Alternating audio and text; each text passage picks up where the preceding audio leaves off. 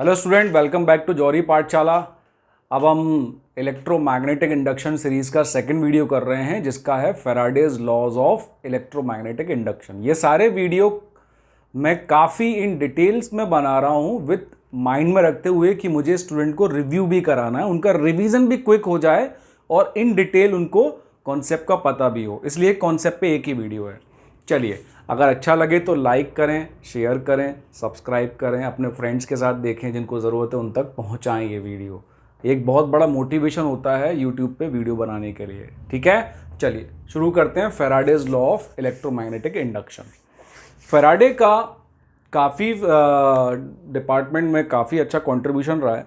इसमें से one of that is this. Faraday ने काफ़ी एक्सपेरिमेंट्स करके अपने ऑब्जर्वेशन को कंक्लूजन में बदला। पहले मैं वो एक्सपेरिमेंट्स को आपको दिखाता हूं। क्या एक्सपेरिमेंट्स थे? उन्होंने एक कॉइल लिया। पहले लेट अस सपोज ये कॉइल है। Sorry for my drawing skill, थोड़ा सा एडजस्टमेंट कीजिएगा आप। अब ये मान लो एक बार मैग्नेट है, ये इसका साउथ पोल है, ये इसका नॉर्थ पोल है, और मैं इसको टुवर्ड्स दी कॉइल लेके जा रहा हूँ। ये कॉइल ऐसी सर्कुलर है जो मैं फेस कर रहा हूँ, ये मेरे फेस की तरफ है। ये बताना ज़रूरी क्यों होता है? क्योंकि जो फेस की तरफ है मेरे, वो वाला हिस्सा एक अलग पोल बनता है और दूसरा वाला हिस्सा एक अलग पोल बनता है। मतलब दोनों फेसेस की पोलैरिटी डिफरेंट होती है। आपको अगर इमेजिनेशन करने में तकलीफ हो रही हो तो आप कॉइन लेके आइएगा। कॉइन में जैसे हेड और टेल होता है, उसी तरह से अगर हेड आपको फेस कर रहा है तो आपके सामने वाले को टेल फेस कर रहा होगा। तो कॉइन के दो हिस्से में हेड और टेल होते हैं। यहां पर दो हिस्सों में एक पे पोलैरिटी और दूसरे पे पोलैरिटी डिफरेंट होती है। ठीक है, तो फैराडे ने सबसे पहले एक्सपेरिमेंट ये किया कि उन्होंने एक बार मैग्नेट लिया और let us suppose north pole वो कॉइल के पास लेके जा रहे हैं। We know that bar magnet का अपना एक मैग्नेटिक फ्लक्स होता है। मैग्नेटिक फ्लक्स मतलब यहां से जो लाइन निकलती हैं अवे फ्रॉम द नॉर्थ, जो निकल रही हैं बहुत सारी लाइंस ऑफ फोर्स, और ये जाके मिल जाती हैं कहां पर? साउथ पोल की तरफ, क्योंकि ये क्लोज्ड होती हैं और अंदर साउथ से नॉर्थ चली जाती हैं। अब ये जो मैग्नेटिक लाइंस ऑफ फोर्स थी, जब वो ये नॉर्थ पोल को पास ले गए, अभी उन्होंने मैग्नेटिक लाइंस ऑफ फोर्स के बारे में नहीं सोचा। अभी उन्होंने सिर्फ ये ऑब्जर्व किया कि जब मैं एक बार मैग्नेट का नॉर्थ पोल को, ये आप काला ढक्कन मान सकते हैं, इस कॉइल के पास ले जा रहा हूं नॉर्थ पोल को, तो मैंने देखा कि अगर मैं इसको यहां से कनेक्ट करके एक गैल्वेनोमीटर लगा दूं यहां पर, तो मैंने देखा गैल्वेनोमीटर में डिफ्लेक्शन शो कर रहा है। तो फैराडे ने ऑब्जर्वेशन किया पहला, when he set the magnet moving towards the coil या फिर अवे फ्रॉम द कॉइल। किसी भी केस में, पहला केस टुवर्ड्स द कॉइल, दूसरा case away from the coil, दोनों केसेस में डिफ्लेक्शन मिला गैल्वेनोमीटर में, but of course in the opposite direction. But main thing क्या है कि डिफ्लेक्शन मिला। गैल्वेनोमीटर में डिफ्लेक्शन मिलना मतलब इस कॉइल में आपने करंट जनरेट कर दिया है, क्योंकि ये क्लोज कॉइल है। अगर इसमें कॉइल में करंट जनरेट हो गया है मैग्नेट के मोशन के कारण, तो इन्होंने इसको कंफर्म करने के लिए फिर मैग्नेट को स्टेशनरी रखा, नहीं मूव किया। कॉइल को भी स्टेशनरी रखा और मैग्नेट को भी, कोई डिफ्लेक्शन नहीं मिला। उसके बाद उन्होंने मैग्नेट को स्टेशनरी रखा और कॉइल को मूव किया, इसके अवे ले गए और इसके टुवर्ड्स ले आए। दोनों केसेस उन्होंने देखे। Again he got the deflection in the galvanometer. तो इन ऑब्जर्वेशन के बाद अगर आपको भी ऑब्जर्वेशन पता लगेंगे तो आपको एज ए इन्वेस्टिगेटर, जब आप एक्सपेरिमेंट्स करते हैं तो आप एक इन्वेस्टिगेटर होते हैं जो ऑब्जर्वेशन पे एक कंक्लूजन ड्रॉ करता है। तो सीधा सीधा कंक्लूजन ड्रॉ हो रहा है कि बॉस, ये जो रिलेटिव मोशन हो रहा है between the coil and the magnet, the relative motion is the cause of the induction in the coil. जो उसमें एक ईएमएफ इंड्यूस कर रहा है, उसके कारण एक करंट सेटअप हो रही है। तो यहां पर ऑब्जर्वेशन का जो कंक्लूजन आया वो आया relative motion between the magnet and the coil. तो फैराडे ने कंक्लूड किया कि okay, whenever there is a relative motion between a coil and a magnet, EMF will induced. और रिलेटिव मोशन की जब हम बात करते हैं तो वो किसी भी टाइप से हो सकता है। आप मैग्नेट को स्टेशनरी रखें और कॉइल को मूव कराएं either towards either away, relative motion है। आप कॉइल को स्टेशनरी रखें, मैग्नेट को मूव कराएं आइदर टुवर्ड्स आइदर अवे, ये भी रिलेटिव मोशन है। या फिर आप दोनों को एक दूसरे के पास ले जाएं या दोनों को एक दूसरे से दूर ले जाएं, ये भी रिलेटिव मोशन है। इन सारे केसेस में गैल्वेनोमीटर गिव्स द डिफ्लेक्शन। और सबसे इंपॉर्टेंट चीज नोट कीजिएगा, ये डिफ्लेक्शन मोमेंटरीली नहीं होता है। कई केसेस में हमें डिफ्लेक्शन मोमेंट के लिए मिलता है। कई एक्सपेरिमेंट में हम गैल्वेनोमीटर की जगह स्मॉल बल्ब भी लगाते हैं, तो बल्ब जो है वो मोमेंट के लिए ग्लो करता है। इसमें ऐसा नहीं है। इस डिफ्लेक्शन में तब तक डिफ्लेक्शन मिलेगा जब तक आपका रिलेटिव मोशन रहेगा, जब तक इन दोनों के बीच का डिस्टेंस इंक्रीज या डिक्रीज होता रहेगा। रिलेटिव मोशन को वही बोलते हैं कि दोनों बॉडी के बीच का डिस्टेंस चेंज होता रहे, इंक्रीज हो या डिक्रीज हो, चेंज होता रहे। जब तक ऐसा होता रहेगा, फैराडे सेज कि जब तक आपको यहां पर करंट मिलती रहेगी। लेकिन अब फैराडे के पास ही मुसीबत आ गई सेकंड केस में, जब उन्होंने अपना दूसरा एक्सपेरिमेंट किया। दूसरे एक्सपेरिमेंट में उन्होंने एक कॉइल लिया, उसमें बैटरी लगा दी। बैटरी है तो एक स्विच भी रखना पड़ेगा अपने को, जिसको हम की बोलते हैं। बैटरी का पोटेंशियल डिफरेंस V दिया तो हमने देखा ये करंट फ्लो होना स्टार्ट हो गई। और इसी की क्लोज विसिनिटी में एक दूसरी कॉइल रखी जिस पे मैंने सिर्फ गैल्वेनोमीटर लगाया, बैटरी नहीं लगाई। अब मैंने देखा कि जब दोनों क्लोज विसिनिटी में रखे हुए हैं और जब इस की को मैं ऑन करता हूं, बुक्स में लिखा जाता है व्हेन की इज क्लोज्ड। क्लोज मतलब जब आप की को ऑन कर रहे हैं, ऑन करते ही बैटरी से करंट फ्लो होना स्टार्ट हो जाएगा, जो इस कॉइल को एक करंट कैरिंग कंडक्टर बना देगा। And we know already in a magnetism, current carrying conductor की अपनी एक मैग्नेटिक फील्ड हो जाती है, मतलब वो अपने एक मैग्नेटिक फ्लक्स जनरेट कर लेते हैं। अब हमने देखा कि यहां पर जैसे ही मैंने करंट ऑन किया, I got a momentarily deflection. Momentarily इसलिए मैं बताऊंगा क्यों। मोमेंट के लिए एक डिफ्लेक्शन मिला इस कॉइल में, तो पहला ऑब्जर्वेशन हुआ, लेकिन उसके बाद डिफ्लेक्शन मिलना बंद हो गया। मोमेंट के लिए डिफ्लेक्शन क्यों मिला होगा, तो फैराडे ने कंक्लूड किया कि यहां पर जो करंट है वो डायरेक्ट करंट है। तो डायरेक्ट करंट जब स्विच ऑन होती है तो एक फ्रैक्शन ऑफ 1/100 सेकेंड में वो अपनी जीरो से मैक्सिमम वैल्यू टच कर लेती है। वो वही फ्रैक्शन जहां पर करंट जीरो से मैक्सिमम मतलब चेंज हो रही है, तो उससे लिंक फ्लक्स भी चेंज हो रहा होगा, उसके कारण उस मोमेंट पे यहां पर डिफ्लेक्शन मिल गया। इसी तरह जब इस की को ऑफ किया, मतलब की को ओपन किया, तो करंट मैक्सिमम से जीरो हुई, फिर अगेन मोमेंट मिला, डिफ्लेक्शन मिला, लेकिन अपोजिट डायरेक्शन में। तो ही गॉट कंफ्यूज्ड कि पहले तो उसने कंक्लूड किया था रिलेटिव मोशन, अब इस एक्सपेरिमेंट में कहीं भी किसी भी चीज को मूव नहीं किया जा रहा है, इसमें सिर्फ करंट चेंज की जा रही है ना। तो करंट चेंज करने से भी ईएमएफ इंड्यूस्ड हो रहा है और दूसरे कॉइल में करंट सेटअप हो रही है। तो इन दोनों एक्सपेरिमेंट के बाद he got A final conclusion, जिसको हम बोलते हैं मेगा कंक्लूजन, कि boss, it is not the relative motion, it is not the change of current, it is the change in magnetic flux which is the reason or which is the basic cause of electromagnetic induction। तो उन्होंने इन दोनों experiment को काफी closely observe करके एक mega conclusion निकाल दिया कि ना तो रिलेटिव मोशन ना करंट, मैग्नेटिक फ्लक्स जो है लिंक कॉइल के साथ, कितना उससे पास हो रहा है, कितना उसके अंदर जा रहा है या कितना उसके बाहर आ रहा है, वो मैग्नेटिक फ्लक्स अगर चेंज होता है जो कॉइल के साथ एसोसिएटेड है, अगर वो चेंज होता है, कांस्टेंट रहेगा, नो ईएमआई। लेकिन अगर वो फ्लक्स चेंज होगा तो आपको इलेक्ट्रोमैग्नेटिक इंडक्शन के थ्रू एक ईएमएफ इंड्यूस होता हुआ मिल जाएगा, और अगर वो कॉइल क्लोज्ड होगी तो उसमें करंट फ्लो होना स्टार्ट हो जाएगी। तो यहां पर हमें एक बहुत इंपॉर्टेंट मेगा कंक्लूजन के रूप में रिजल्ट मिला कि it is the magnetic flux, change in magnetic flux,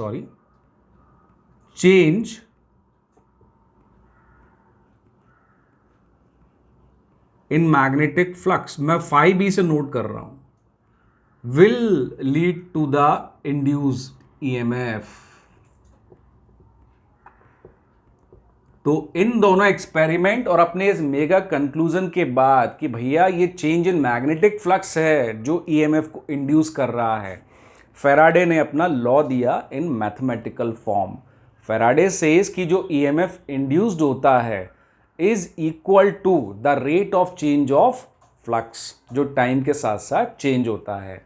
तो वहां से आई हमारी लाइफ में ये equation, to calculate EMF induced is equal to d phi b by dt। phi b is the symbol of magnetic flux, ठीक है। और फिर फैराडे ने यह भी बोला अगर एक कॉइल की जगह बहुत सारे नंबर ऑफ टर्न्स भी होंगे उसमें, तो हर एक कॉइल की मैग्नेटिक फील्ड सेम होने के कारण वो एड अप हो जाएगी। तो उन्होंने डायरेक्टली यहां पर n का मल्टीप्लाई भी कर दिया कि n into d phi by B d t for n number of turns के लिए। और फिर उन्होंने जो एक इंपॉर्टेंट चीज हमें लिख के दी इस फॉर्मूले में, वो थी कि इसमें नेगेटिव साइन भी आता है, मतलब minus n into d phi B by D t. For single coil के लिए E equals to minus d phi B d t, मतलब उस केस में n इक्वल टू 1 हो जाता है। अब ये माइनस साइन का क्या चक्कर है? तो माइनस साइन का चक्कर हमें ऐसे समझाया गया कि जब भी ये magnetic flux link with the coil change होता है, तो ये एक ईएमएफ जो इंड्यूस करता है वो हमेशा उस मैग्नेटिक फील्ड को अपोज करेगा जिस मैग्नेटिक फील्ड की वजह से इस पर इंडक्शन हुआ है, ठीक है। ये मैं अभी डायग्राम के रूप में आपको काफी अच्छे से समझाता हूं। मान लीजिए ये नॉर्थ पोल इस कॉइल के पास जा रहा है, ये कॉइल है, sorry for the drawing skill, ये कॉइल है उसके पास जा रहा है इस तरह से। जब ये इसके पास जाएगा तो मैग्नेटिक फील्ड की डायरेक्शन क्या होती है? Away from the north. तो इसकी जो मैग्नेटिक फील्ड है वो इस तरह से इसको मिलेगी। ये मैग्नेटिक फील्ड जो बी में शो कर रहा हूं ये मैग्नेट की क्रिएट की हुई है। हर बार मैग्नेट की अपनी एक मैग्नेटिक फील्ड होती है, लेकिन एज पर द फैराडे अगर आप देखेंगे by right hand thumb rule कि जो इंड्यूस्ड आएगी magnetic field due to the current generate in the coil वो हमेशा इसके उल्टी आएगी। इसको अपन लिखते हैं बी इंड्यूस्ड। ये हमेशा उस मैग्नेटिक फील्ड के अपोज में आएगी जो मैग्नेटिक फील्ड वो फ्लक्स वाली बॉडी या मैग्नेट लगा रही है। And that is the significance of negative sign. और नेगेटिव साइन का कोई मतलब नहीं है, बाकी उसका मैग्नीट्यूड आप n into d phi B by D t से ईजिली आप कैलकुलेट कर सकते हैं। तो मैथमेटिकल डेफिनेशन और अच्छा इसके नोट्स भी अगर आपको चाहिए तो आप मेरे वेबसाइट पर विजिट कर सकते हैं, उसकी लिंक भी मैं डिस्क्रिप्शन में डालूंगा। टेलीग्राम ग्रुप बनाया हुआ है मैंने, उस पर मैं सारे नोट्स को अपडेट करता हूँ इन पीडीएफ फॉर्मेट। उस पर भी आप इस कोई भी वीडियोस के चैप्टर के नोट्स को आप इजीली देख सकते हैं और डाउनलोड कर सकते हैं। सो दिस इज द केस। अब यहाँ पर एक इम्पॉर्टेंट नोट आपको हमेशा याद रखना है कि जो ईएमएफ इंड्यूस्ड होता है वो किसी पॉइंट से रिलेटेड नहीं होता है, वो पूरा एक होल एज एन एरिया के लिए होता है ईएमएफ इंड्यूस्ड, ठीक है। अब इसको थोड़ा डिटेलिंग में देखते हैं चेक करके कि इसकी डिपेंडेंस क्या क्या है। तो अब मैं माइनस साइन नहीं लिखूंगा क्योंकि माइनस साइन का सिग्निफिकेंस मैंने आपको बता दिया। तो अब मैंने अगर देखा एक सिंगल कॉइल के लिए d phi B by D t होता है as per the Faraday's law. Induced EMF में निकाल सकता हूं। अगर मैं फाई बी की वैल्यू रखूं तो मुझे तो पता है मैग्नेटिक फ्लक्स का फॉर्मूला होता है बी ए कॉस थीटा। अब ये तीन चीजें हैं मल्टीप्लाई में, यू वी एंड डब्ल्यू इन डिफरेंशिएशन। जो जी मेन वाले स्टूडेंट हैं, बिट सेट के बच्चे हैं, वो तो समझ सकते हैं कि differentiation u into v into डब्ल्यू का कैसे करते हैं। जो नीट वाले स्टूडेंट हैं उनके लिए ये टैगलाइन है कि भैया जैसे आप यू इंटू वी का सिखाया गया है ना मैथमेटिकल टूल में, बिल्कुल वैसे ही 3 फंक्शन का भी होता है। तो अगर मैं इसका डिफरेंशिएशन करूंगा तो मुझे क्या मिलेगा? A cos theta as it is differential of B D B by D T, या फिर B cos theta as it is differential of A D A by D T, या फिर बी और A as it is differential of cos theta. अब ये बाकी की दो टर्म को तो मैं ऐसे ही लिख देता हूं, A cos theta into D B by D T plus B cos theta into D A by D T. यहां पर कॉस थीटा का डिफरेंशियल होता है माइनस साइन थीटा, तो ये हो जाएगा बी ए साइन थीटा, लेकिन थीटा का डिफरेंशियल भी तो करना है ना चेन रूल के अकॉर्डिंग, तो d theta by d t. This is our final equation. अब आप कंफ्यूज हो रहे होगे कि sir d phi by D t तक तो हम कर लेते हैं, जो भी फ्लक्स हमें दिया होता है डायरेक्टली क्वेश्चंस में, फ्लक्स आपको हमेशा टी की फॉर्म में दिया होगा, जैसे flux is equal to 7t square plus 2t plus 3 find the induced EMF. तो आपको सिंपली क्या करना है, उसको डिफरेंशिएट कर देना है विथ रिस्पेक्ट टू टाइम, क्योंकि फ्लक्स टाइम का फंक्शन दिया हुआ है, फ्लक्स टाइम के साथ साथ चेंज हो रहा है, तो डायरेक्टली आप डिफरेंशिएट करोगे आपको ईएमएफ आ जाएगा। अब मैं थोड़ा डिटेलिंग में जा रहा हूं क्योंकि हर बच्चे के लिए आसानी हो जाए, जो जी मेन की तैयारी कर रहे हैं उनके लिए भी, नीट वालों के लिए भी, कि आखिर जो ईएमएफ इंड्यूस्ड होता है वो तीन चीजों पे और तीन फैक्टर्स पे डिपेंड कर रहा है। Change in magnetic field. Magnetic field कब चेंज होती है सर? अगर कोई बार मैग्नेट है या कोई भी कॉइल है उसकी मैग्नेटिक फील्ड सेम रहेगी? नहीं, time varying magnetic field is there, जिसको हम इंडक्टर्स में यूज करते हैं। जनरेटर का एक सगा भाई रहता है इंडक्टर, उसमें यूज करते हैं, उसमें हम मैग्नेटिक फील्ड को टाइम वेरिंग बनाते हैं। तो टाइम वेरिंग अगर मैग्नेटिक फील्ड हुआ तो मैग्नेटिक फील्ड चेंज होने से ईएमएफ इंड्यूस्ड होने लगेगा, पहला फैक्टर। या फिर दूसरा फैक्टर देखा जाए तो आप देख सकते हैं एंगल में और मैग्नेटिक फील्ड में कोई चेंज नहीं हो रहा है।